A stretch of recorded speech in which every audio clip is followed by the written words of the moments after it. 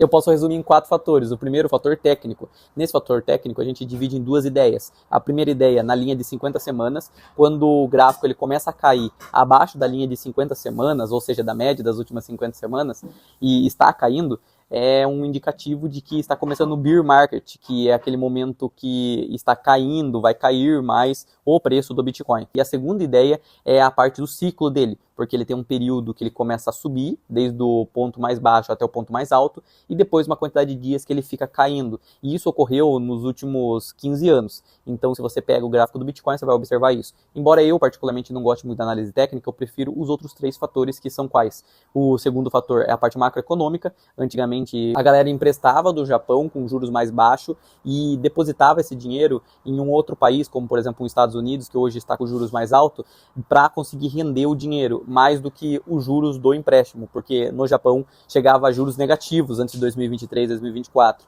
enquanto que recentemente a gente vê que os juros do Japão aumentou, portanto, não está tão simples assim mais ter tanto dinheiro e estar retornando ao Japão o dinheiro. Mostra um movimento de esfriamento da economia, que as pessoas estão perdendo esse dinheiro grátis que antes que elas tinham, principalmente os investidores. E o primeiro ativo a sofrer com isso é o Bitcoin, porque ele funciona 24 horas, 7 dias por semana, diferentemente de outros ativos, por exemplo, um imóvel. Como que você vai conseguir vender o imóvel no momento que você está precisando de dinheiro ou no momento que você quer mais liquidez? Não tem como. Porém, perceba que o Bitcoin ele é muito mais líquido, por isso, qualquer tipo de crise, qualquer tipo de necessidade de dinheiro, ele vai ser primeiro afetado. Inclusive, o Fed, o Banco Central lá dos Estados Unidos, ele está encerrando o QT. E geralmente, quando está terminando esse QT, o QT nada mais é do que o aperto monetário que o Fed faz para conseguir enxugar a liquidez do sistema, para que os bancos tenham menos dinheiro ou mesmo eles emprestem por juros maiores, faz com que as pessoas tenham menos dinheiro em circulação para gastar e diminuindo a inflação ou mesmo aumentando o desemprego para com que ele controle dessa forma os preços dos produtos e serviços dentro lá dos Estados Unidos e assim ele consiga controlar a economia. Dessa forma que funciona e ele encerrando o QT, começa o QE, que é o momento que ele jorra mais liquidez para o sistema dos Estados Unidos. Então vai ter mais dólares e pessoas com poder de compra consumindo.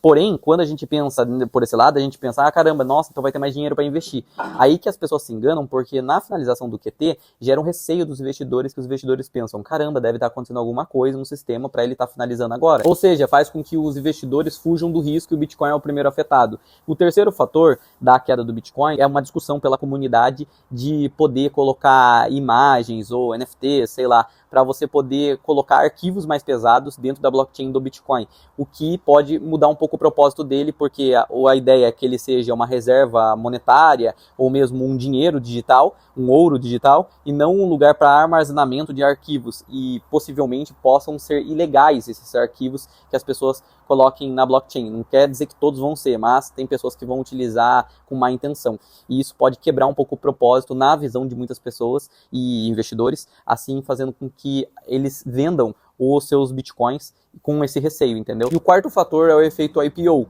que quando a gente vê um IPO na bolsa, que é quando uma empresa ela abre as suas ofertas para com que eu, você, o público consiga comprar e se tornar sócio dela com as ações, normalmente aquelas pessoas que investiram lá atrás nessas empresas, no private equity, ou seja, por baixo dos panos, no início do seu desenvolvimento, eles vendem para as pessoas que estão comprando agora, depois do IPO, em público, certo?